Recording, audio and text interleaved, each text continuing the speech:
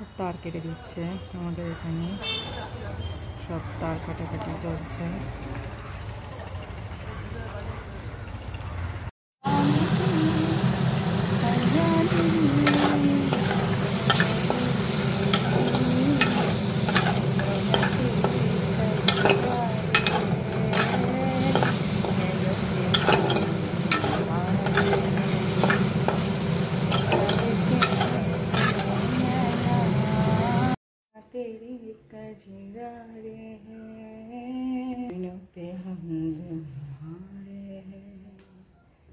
Good morning friends, আজকে হচ্ছে একাদশী। একাদশীতে কি রান্না মানে খানিকটা করা হয়ে গেছে, খানিকটা করছি, চলো দেখাই কি রান্না হচ্ছে।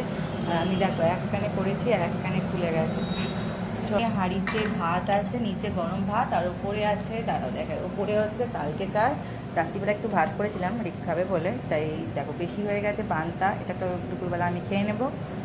আর এখানে যে সবজিটা করেছি এর মধ্যে আছে ডাঁটা, ঝিঙে, পটল, তারপর একটু কুমড়ো আছে, তারপর লাউ আছে, সব রকম সবজি আছে। এই দিয়ে একটা নিরামিষি তরকারি করেছি।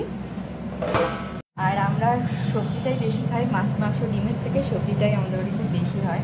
তোমরা দেখোই পটল দিয়ে আলু দিয়ে ডাঁটা দিয়ে একটা তরকারি, যেটা সব কিছুর সাথেই যাবে, লুচি পরোটা সবার সাথেই যাবে। একটু গরম মশলা দেবো, টমেটো, তারপরে আদা বাটা, জিরে গুঁড়ো, একটু ধনের গুঁড়ো দিয়ে করেছি, একটু হচ্ছে তো। আর এখানে তেল দেখছো ধোঁয়া উঠে গেছে, লুচিগুলো বেলে রেখে দিয়েছি। এটা আটার লুচি করছি আজকে। না, আটা লুচিটা না খাওয়া শরীরের পক্ষে সব থেকে ভালো, সেই জন্য আটা লুচিটাই করছি।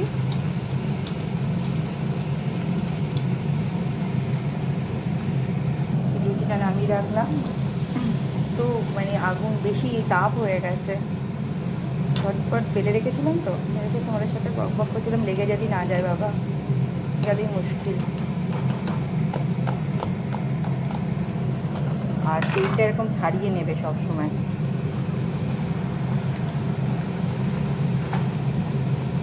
যাই হোক, লুচিগুলো যদি প্রতিটা ফোলে তো ব্যাপারই আলাদা, সবাই মিলে খাওয়া দাওয়া হবে বেশ। আর আজকে তো একাদশী, তো লুচি আর পরোটা তো হবেই। যাই হোক,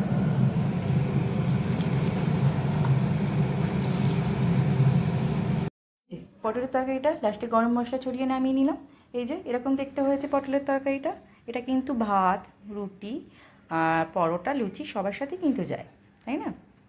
এখানে দুধটাকে গরম করে রাখলাম, আর এই যে লুচি ভাজা তেলটা ঢেলে রাখলাম, গরম আছে কিন্তু হাত দেওয়া যাচ্ছে না, গরম আছে। আর এই যে আমার আটা লুচি কমপ্লিট, এই যে আটা লুচি হয়ে গেছে।